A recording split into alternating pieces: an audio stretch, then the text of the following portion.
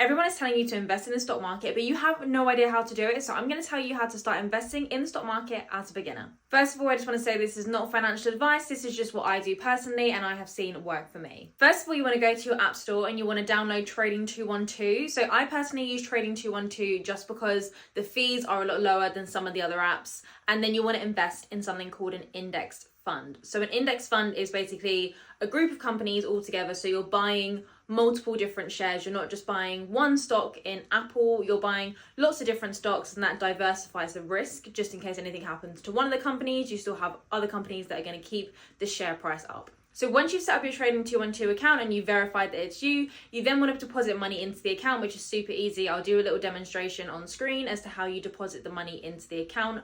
But once that is done, you are ready to buy your index fund.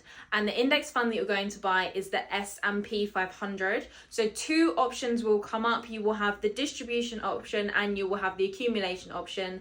If you are looking to invest, I would always use the accumulation option just because all the money that are paid out as dividends gets reinvested back into the fund, so you're going to build your wealth quicker.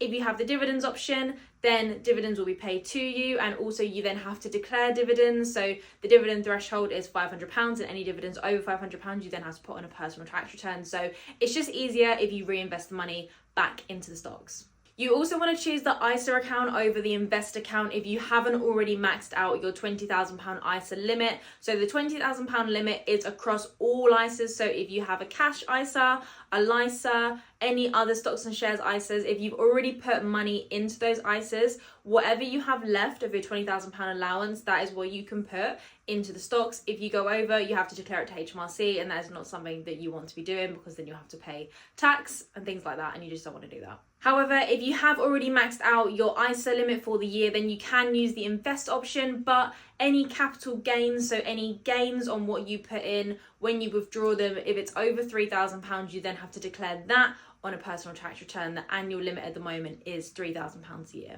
If you are completely new to investing, I would probably put in £100 as your first investment and just get used to watching the stock go up and down. On average, it grows 8 to 10% a year, but you have to leave it in there. If you see it come down, you can't get scared and withdraw the money, because if you withdraw the money, you've made a loss. You just have to sit there and watch it grow over time. And if you do have spare money just sitting in a bank account, rather than letting it sit there with a really low interest rate, I would always invest it into stocks and shares because that money can grow whilst you sleep.